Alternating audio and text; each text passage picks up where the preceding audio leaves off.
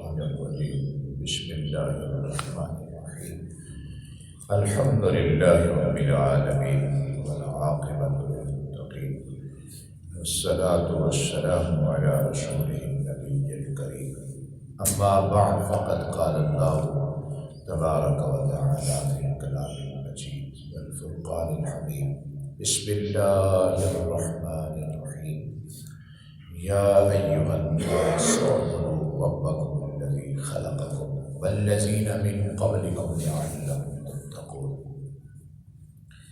الذي جعل لكم الأرض فراشا والسماء بناء وأنزل من السماء ماء فأخرج به من الثمرات رزقا لكم فلا تجعلوا لله أندادا وأنتم تعلمون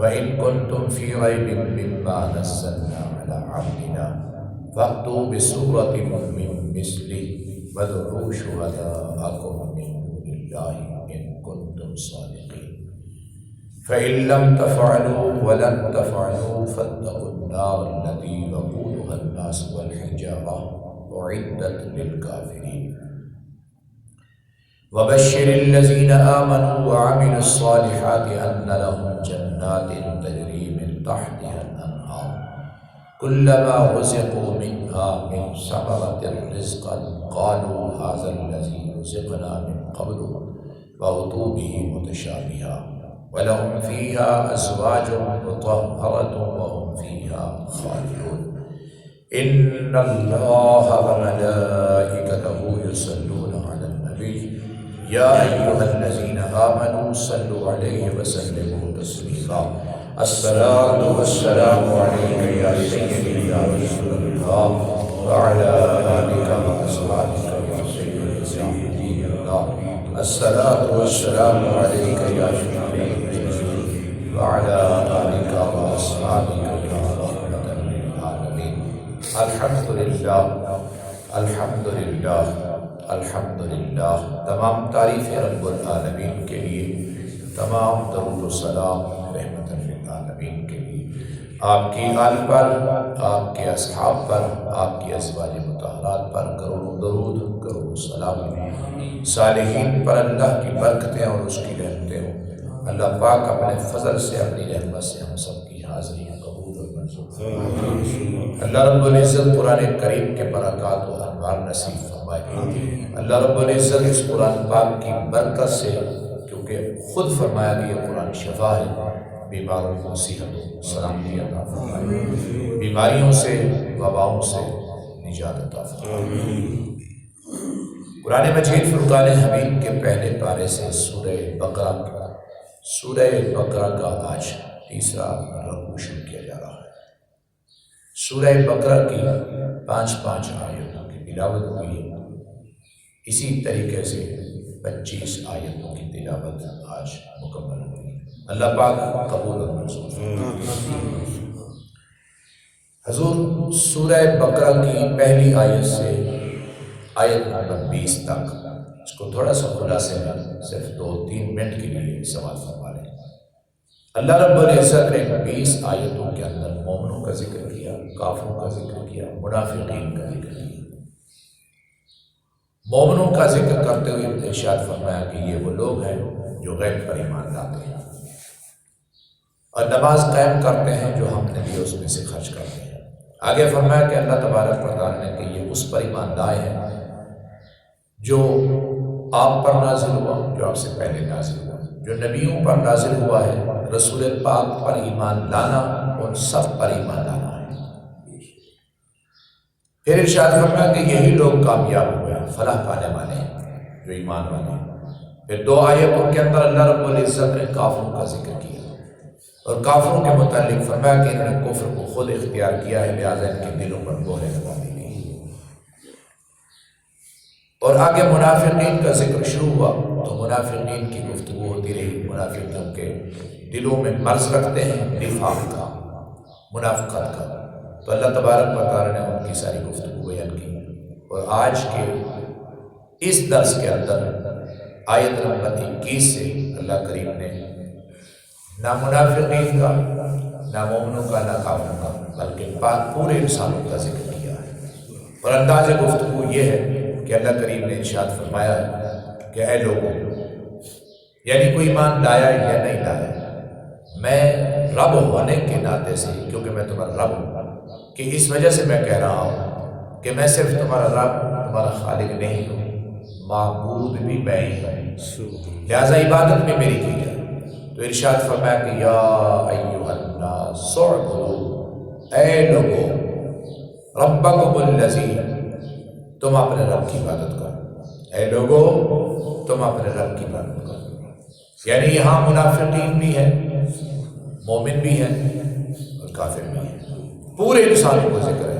اور حضور اس سے ایک نکتہ یہ ہے کہ اللہ تبارک و تعالیٰ نے یہ قرآن، یہ کلام کسی قوم کے لیے نہیں بھیجا، کسی علاقے کے لیے نہیں بھیجا، کسی وقت کے لیے نہیں بھیجا، بلکہ یہ قرآن وہ واحد کلام ہے جیسے وہ واحد ذات ہے، جیسے وہ یکتا ہے، ایسے ہی قرآن پاک سب کے لیے۔ میں یوں کہوں کہ اب تورات کی گنجائش نہیں ہے، اب انجیل کی ضرورت نہیں ہے، اب زبور کو پڑھنے کی ضرورت نہیں ہے، قرآن ہی سب کچھ ہے۔ اور خود خالق کائنات نے ارشاد فرمایا کہ یہ ام القرآن کتاب ہے، اس کے اندر ساری کتابیں موجود ہیں، یہ ساری کتابوں کی اصل ہے، یہ مرکز ہے، سب کچھ اسی کے اندر ہم نے بیان کر دیا۔ اس لیے ارشاد فرمایا یا ایھا الناس اعبدوا ربکم الذی خلقکم، اے لوگو اپنے رب کی عبادت کرو۔ اب تین انداز ہیں گفتگو کے، ایک یہ ہے اے کافرو ہدایت پر آ جاؤ، کلمہ پڑھو، اپنے رب کی عبادت کرو۔ منافقین سے خطاب، کیا منافقوں، منافقت ختم کرو، اپنے رب کی خلوص نیت کے ساتھ عبادت کرو، ظاہر اور باطن کو ایک جیسا کرو۔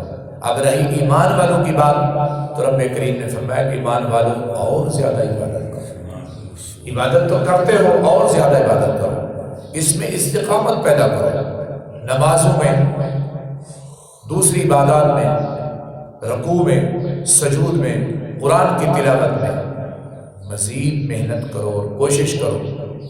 یعنی خالق کائنات کا یہ فرمان کہ میں تمہیں اس لیے حکم دے رہا ہوں کہ تم میری عبادت کرو، یعنی لوگوں کو، سب کو اس لیے حکم دے رہا ہوں، خلقکم، میں نے تمہیں پیدا کیا، والذین من قبلکم، اور جو تم سے پہلے تھے ان کو بھی میں نے ہی پیدا کیا۔ بعض بندے یہ ہوتے ہیں نا، یار اس کے ساتھ کیوں دوستی ہے، اس کے ساتھ کیوں تعلقات ہیں، وہ اس لیے تعلقات ہیں، اس کے ہمارے بڑوں پر احسانات ہیں، اس کے ہمارے بڑوں پر احسانات ہیں۔ اکثر یہی ہوتا ہے کہ بندہ ان کے ساتھ بڑی دور تک دوستی، تعلق، شادی، خوشی، غمی رکھتا ہے، کیوں؟ ان کے بڑوں کے ساتھ تعلقات ہیں، ان کے ہمارے بڑوں پر احسانات ہیں۔ تو آپ خود اندازہ فرمائیں کہ اللہ کریم نے فرمایا کہ میرا ایک احسان تم پر یہ ہے کہ میں نے تمہیں انسان پیدا کیا ہے، جانور نہیں بنا دیا، کیڑا مکوڑا نہیں بنایا، تمہیں انسان پیدا کیا ہے۔ اور دوسری بات یہ کہ میں نے تمہیں نہیں پیدا کیا، میں نے تمہارے آباء و اجداد کو بھی پیدا کیا، میں ہی ان کا خالق ہوں۔ اور سنو، جن کا میں خالق ہوں، جن کا میں مالک ہوں، میں ہی اللہ ہوں، میں ہی رب ہوں، کوئی شک نہیں ہے، لیکن میں ہی معبود ہوں، میں ہی الہ ہوں، عبادت بھی میرے لیے ہے، عبادت کا حقدار بھی میں ہوں، لہٰذا جب میں خالق اور مالک ہوں تو پھر عبادت بھی میرے لیے ہی ہوگی۔ اس لیے کافر ہیں، منافق ہیں، کسی قوم سے، کسی علاقے سے، کسی زمانے سے تعلق رکھتے ہیں، عبادت میری کی جائے گی۔ یا ایھا الناس اعبدوا ربکم الذی خلقکم والذین من قبلکم لعلکم تتقون۔ یہ عبادت کا حکم کیوں دیا جا رہا ہے؟ لعلکم تتقون، تاکہ تم پرہیزگار بن جاؤ، تم تقوی اختیار کرو، متقی بن جاؤ۔ یہ ہے آیت نمبر 21۔ اللہ تبارک و تعالیٰ نے انسان کو پیدا فرما کر چھوڑ نہیں دیا۔ اکثر ایک سوال ہوتا ہے کہ ایک موجد ہے، ایک خالق ہے، خالق اور موجد میں کیا فرق ہے؟ خالق تو اللہ ہی ہے، موجد وہ ہے جو ایجاد کرتا ہے نئی چیز، جس نے جہاز بنایا ہے، جس نے کمپیوٹر بنایا ہے، جس نے موبائل بنایا ہے، جس نے ریل گاڑی بنائی ہے، جس نے بسیں، کاریں بنائی ہیں، یہ پنکھے بنائے ہیں، بیگ بنایا ہے، یہ موجد ہے، اس نے ایجاد کیا، نئی چیز ایجاد کی ہے۔ تو خالق اللہ ہے۔ تو فرق کیا ہے؟ وہ بھی پیدا کرنے والا، یہ بھی پیدا کرنے والا، یہ بھی بنانے والا، وہ بھی بنانے والا۔ فرمایا کہ زمین و آسمان سے بھی زیادہ فرق ہے۔ یہ مجھے نہیں، یہ ایجاد کرتا ہے، اور اس نے جو ایجاد کیا ہے پھر تبدیلی کی ہے، بدلا ہے۔ یہ میگ جو میں نے لگایا ہوا ہے، آج سے 10 سال پہلے یہ میگ نہیں تھا، بڑے سائز کا میگ تھا۔ اس سے پہلے آپ دیکھ لیں وہ بھی عجیب قسم کا ہوتا تھا۔ اس سے پہلے آپ دیکھ لیں کیا صورتحال ہوتی تھی۔ بدل رہا ہے، بہتر کر رہا ہے۔ یعنی آج یہ جو پنکھا ہمارے سامنے موجود ہے، یہ اس سے پہلے 20 30 40 سال پہلے کس انداز کا پنکھا ہوتا تھا اور کیسی صورتحال ہوتی تھی۔ بدل رہا ہے اس کو مسلسل۔ کیوں؟ اس کو محسوس ہو رہا ہے کہ پہلے سے اب بہتر کرنا ہے، پہلے والا بہتر نہیں تھا، پہلے والا بہتر نہیں تھا، اب بہتر کروں گا۔ اسی طریقے سے گھروں کو دیکھ لیں، مکانوں کو دیکھ لیں۔ آج سے 50 سال پہلے مکان کیسے ہوتے تھے، اب کیسے؟ بدل رہا ہے اس کو مسلسل۔ لیکن خالق کائنات نے جس چیز کو خلق کیا نا، اس نے ایسا خلق کیا ہے کسی اور کو اعتراض کی گنجائش ہی نہیں ہے۔ یہ ایسا ہو جاتا تو زیادہ بہتر تھا، یہ ایسا ہو جاتا تو زیادہ بہتر تھا، نہیں۔ فرمایا کہ جیسے جس چیز کو میں نے خلق کیا، کیوں؟ بندوں نے مشورے کیے ہیں، بندوں سے ایک بورڈ ہے، انجینئر بیٹھ گئے ہیں، مشورہ کر رہے ہیں، اب ماڈل بدلنا ہے، اس کی شکل و صورت چینج کرنی ہے، تبدیل کرنی ہے، بدلنی ہے۔ لیکن خالق کائنات نے کسی سے کوئی مشورہ نہیں کیا۔ اللہ پاک نے فرشتوں سے بھی مشورہ نہیں کیا تھا۔ اللہ تبارک و تعالیٰ نے فرشتوں کے سامنے اپنا ارادہ ظاہر فرمایا انسان کی تخلیق کے لیے۔ اللہ تبارک و تعالیٰ نے انسان کو اگر پیدا کر کے چھوڑ دیا ہوتا تو انسان کا کیا حشر ہوتا؟ یعنی وہ صرف اور صرف مالک نہیں، خالق نہیں ہے، بلکہ اس ذات نے ہمیشہ ہمیشہ کے لیے اپنے بندوں کی خود حفاظت، خود ذمہ داری، خود مدد لی ہوئی ہے اور کر رہا ہے۔ حضور ہمارے بس میں، میرے سامنے یہ بہت بڑی مثال اور دلیل ہے کہ ہمارے بس میں یہی ہے کہ ہم وضو کر کے سو جائیں گے، سورتیں پڑھ کے سو جائیں گے، درود پاک پڑھ کے سو جائیں گے۔ لیکن آگے کا معاملہ کیا ہے؟ بندہ اپنے اختیار میں نہیں کرتا، بس آنکھ لگنے کی دیر ہے، نہیں پتا کہ ہاتھ کیسے پڑا ہوا ہے، پاؤں کیسے پڑے ہوئے ہیں، منہ کیسے کھلا ہوا ہے، کس کروٹ کے بل لیٹا ہو۔ جتنا بھی ذہین بندہ ہو وہ صبح کو نہیں بتا سکتا کہ میں 7 گھنٹے سویا ہوں، کہ میں نے اتنی مرتبہ کروٹیں بدلی ہیں، میرا منہ ایسے کھلتا رہا ہے، مجھے یہ بھی یاد ہے، مجھے یہ بھی یاد ہے، نہیں یاد ہوتا۔ تو پھر آگے ہماری سانسوں کی حفاظت کون کر رہا ہے؟ یعنی اللہ تبارک و تعالیٰ نے یہ فرمایا کہ میں نے تمہیں بنا کر تخلیق فرما کر چھوڑ نہیں دیا۔ میں یہ سوچ رہا تھا جانور کا بچہ اسی وقت کھڑا ہو جاتا ہے، پرندے کا چوزا اسی وقت منہ ہلانا شروع کر دیتا ہے۔ اگر چگنے والا ہوتا ہے تو زمین پر چونچ مارتا ہے، اگر چوگ لینے والا ہوتا ہے تو منہ کھولنا شروع کر دیتا ہے۔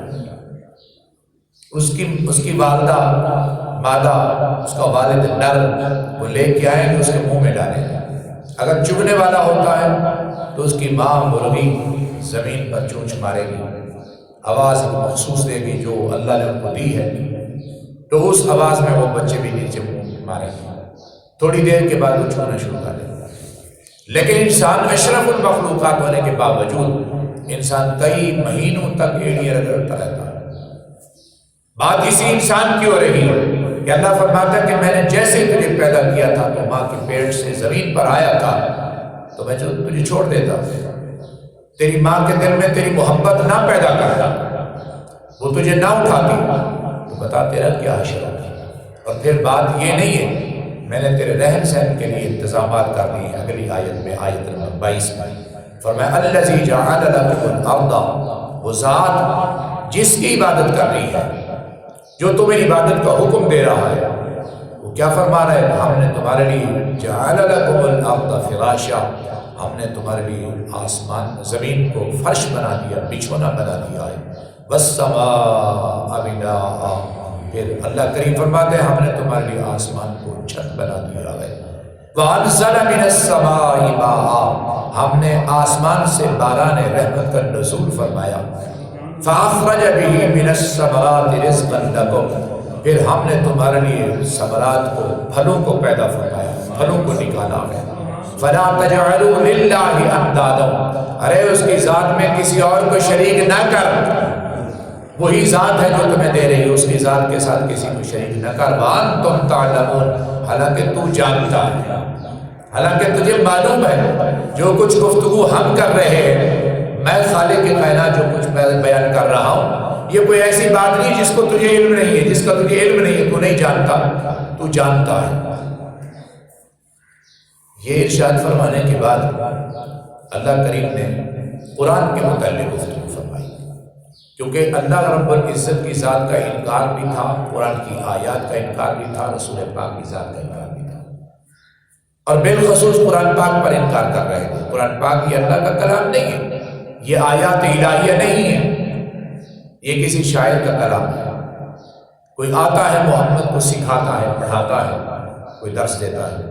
اللہ کریم نے خوبصورت الفاظوں میں بہت ہی کمال کی دلیل کے اندر ارشاد فرمایا، وَإِن كُنتُمْ فِي رَيْبٍ مِّمَّا نَزَّلْنَا عَلَىٰ عَبْدِنَا، اگر تمہیں اس میں شک ہے جو ہم نے اپنے عبد خاص جناب محمد الرسول اللہ پر نازل کیا ہے، تمہیں اگر اس میں شک ہے، فَأْتُوا بِسُورَةٍ مِّن مِّثْلِهِ، بنا لاؤ پھر ایک سورت جیسی۔ کتنا خوبصورت الفاظوں کے اندر، سادہ الفاظوں کے اندر اللہ کریم نے چیلنج کر دیا ہے، فَأْتُوا بِسُورَةٍ مِّن مِّثْلِهِ، بس بنا لاؤ اس جیسی ایک سورت۔ وَادْعُوا شُهَدَاءَكُم مِّن دُونِ اللَّهِ، لاؤ تمہیں میں کھلا چیلنج دے رہا ہوں، بلا لو اپنے حمایتیوں کو، اپنے دوستوں کو، اپنے یاروں کو، اپنے مددگاروں کو بلا لو، اکٹھا کر لو، اللہ کے سوا، اللہ کے سوا جس کو تم چاہتے ہو بلا لو، اور بلا کر محنت کرو، کوشش کرو، بنا ڈالو قرآن پاک، بنا ڈالو سورت۔ سارے مل کے ضرور 3 آیتوں کی ایک سورت بنا دیتے ہیں، سارے مل کے 3 آیتوں کی ایک سورت، سورہ کوثر کے بدلے میں ایک سورت بنا دیتے ہیں، سورت کوثر جیسی ایک سورت بنا لیتے ہیں، لیکن نہ بنا سکے ہیں نہ بنا سکے۔ یہ قرآن چیلنج کر رہا ہے، خالق کائنات چیلنج فرما رہا ہے، وہ ذات ارشاد فرما رہا ہے، فرمایا وَادْعُوا شُهَدَاءَكُم مِّن دُونِ اللَّهِ، اللہ کے سوا، اللہ کو چھوڑ کر جس کو تمہارا دل کرتا ہے پکار لو، بلا لو مدد کے لیے، تمہاری مدد کریں گے۔ اس بات کی دلیل ہے کہ اللہ کے سوا جو ارشاد فرمایا وہ اس لیے فرمایا کہ یہ اللہ کا کلام ہے، یہ اللہ کا کلام ہے، یہ اللہ کے فضل سے بندہ خاص جناب محمد الرسول اللہ پر نازل ہوا ہے۔ سنو، یہ شہنشاہوں پر، یہ رئیس لوگوں پر، یہ جگیردار لوگوں پر ہم نے نازل نہیں کیا، ہم نازل اس پر کرتے ہیں جس کو ہم اپنی نگاہ قدرت سے منتخب فرما لیتے ہیں، جس کو ہم اپنی رحمت کے لیے مخصوص کر لیتے ہیں۔ لاؤ، بلا لاؤ، ان کنتم صادقین، اگر تم سچے ہو، یعنی کہتے ہو نا کہ یہ کلام قرآن اللہ کا کلام نہیں ہے، تم سچے اس بات میں، تو بلا لاؤ۔ یہ ارشاد فرمانے کے بعد آگے ارشاد فرمایا فَإِن لَّمْ تَفْعَلُوا وَلَن تَفْعَلُوا، ہرگز نہیں بنا سکتے، بنا سکتے ہو بناؤ، ہرگز نہیں بنا سکتے، یعنی میں بھی اللہ جانتا ہوں کہ تمہاری جرت ہی نہیں ہے، تمہاری اوقات نہیں ہے کہ قرآن پاک کو بناؤ، قرآن پاک کی آیت کو بناؤ، قرآن پاک کی سورت کے مقابلے میں سورت لاؤ، نہیں ہو سکتا۔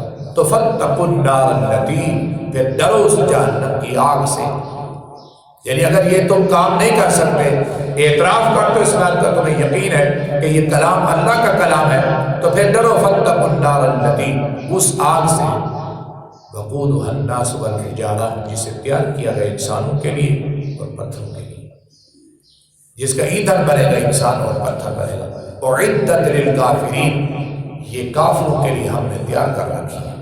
یہ جہنم کی آگ بھڑکانے کی ضرورت نہیں ہے کہ ہم اس کے لیے لکڑی اکٹھی کریں گے، کوئلہ لائیں گے، پیٹرول لائیں گے، نہیں، ہمیں کسی چیز کی ضرورت نہیں ہے، آگ ہم نے کافروں کے لیے تیار کر رکھی ہے۔ یہ قرآن کا انداز گفتگو سنیے گا، اللہ تبارک و تعالیٰ ایسی گفتگو کرنے کے بعد یا ایسی گفتگو سے پہلے پھر خوش نصیب لوگوں کا ذکر بھی ساتھ فرما دیتا ہے، یعنی خوش نصیب لوگوں کا ذکر فرما کر اللہ کریم یہ واضح کر دیتا ہے کہ ہم نے صرف تمہیں جلانا نہیں ہے، ہم اپنے بندوں سے پیار کرتے ہیں، آؤ پھر اس طرف آ جاؤ۔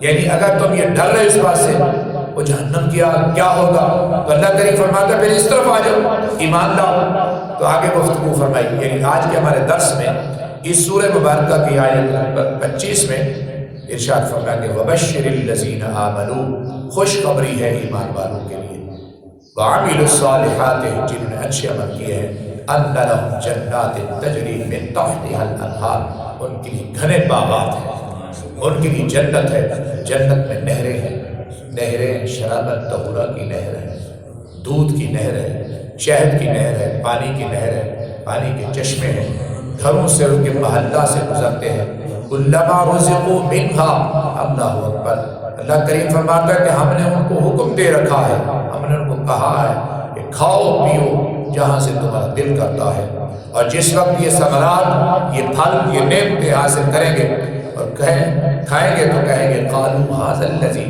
رزقنا من قبل واتوا به متشابہا، ارے یہ تو رزق وہی ہے، یہ تو پھل وہی ہے، یہ تو سیب وہی ہے، یہ کھجور وہی ہے، یہ انگور وہی ہے، یہ کیلا وہی ہے جو ہمیں پہلے دیا گیا تھا، جس کی شکل اس کے ساتھ ملتی جلتی ہے۔ اللہ کریم فرماتا ہے کھا کے تو دیکھو، شکل ملتی ہے، چیز وہ نہیں ہے، اس کا ذائقہ اس سے بہتر ہے، اس کا سواد اس سے زیادہ بہتر ہے، یہ بہت لذیذ ہے، اس کو کھایا پھر اس کو کھاؤ۔ جتنا اچھا بندہ جتنا کم کھاتا ہے نا، یہاں جتنا کم کھاتا ہے اتنا ٹھیک رہتا ہے بندہ، بالخصوص رات کو کم کھانا صحت کے لیے بہترین ہے، یہ حکیموں کی، ڈاکٹروں کی تحقیق ہے، یہی حقیقت بات ہے۔ لیکن جنت میں حکم ہوگا جتنا زیادہ کھاؤ گے ٹھیک رہو گے، کم کھاؤ زیادہ کھاؤ جتنا دل کرتا ہے، کوئی مسئلہ نہیں ہے، کیونکہ کھانا بوجھل ہی نہیں ہوگا نا، کھانا بیٹھ نہیں جائے گا، کھانے ہضم کا کوئی چکر نہیں، وہ خود بخود ہلکا ہلکا خوبصورت اور صاف ستھرا خوشبو والا پسینہ آئے گا، اس پسینے سے ختم ہو جائے، وہ پسینہ کپڑوں کو نہیں لگے، ہلکا ہلکے ڈکار آئیں گے، ایسا ڈکار بھی نہیں ہوگا کہ پہلے سامنے بندہ کھڑا ہو کے ڈکار مارے دوسری بار نماز ہی چھوڑ کے چلا جائے، ایسا کام نہیں ہوگا، صاف ستھرا پاکیزہ جسم، صاف ستھرا پاکیزہ مزاج، صاف ستھرا خوبصورت کھانا اور کمال کا کھانا۔ تو اللہ تبارک و تعالیٰ نے فرمایا کہ بات صرف کھانے تک نہیں ہے، وَلَهُمْ فِيهَا أَزْوَاجٌ مُطَهَّرَةٌ، ہم ان کو پاکیزہ بیوییں بھی عطا فرمائیں، وَهُمْ فِيهَا خَالِدُونَ، میری سوچ سنیں، وَهُمْ فِيهَا خَالِدُونَ، اللہ کریم فرماتا ہے ہمیشہ رہیں گے۔ میں یہ سمجھتا ہوں یہ سب سے بڑا اللہ کریم کا احسان ہے، نعمتیں مل رہی ہو نا، سال بعد ختم ہو جائے تو بندہ یہ سمجھتا ہے ہم نے تو کوئی اچھی چیز کھائی نہیں تھی، زندگی میں ہم نے کبھی اچھا کپڑا پہنا نہیں تھا۔ یعنی ایک بندہ کنال کے گھر میں رہتا ہے نا، تو پھر وہ اس کے کنال کا گھر ختم ہو جائے، چلا جائے، پھر 3 مرلے کے اندر آ جائے تو وہ کہتا ہے ہم نے تو زندگی میں کبھی اچھی جگہ پہ رہ کے نہیں دیکھا۔ لیکن اللہ تبارک و تعالیٰ فرماتے ہیں ہم فیہا خالدون، پریشان ہونے کی ضرورت نہیں، تم ہمیشہ رہو۔ جنت کی زندگی 10 سال 20 سال 40 سال 50 سال کے لیے ہمیشہ رہو گے۔ اللہ پاک اپنے فضل سے اپنی رحمت سے ہمیں ان لوگوں میں شامل فرمائے۔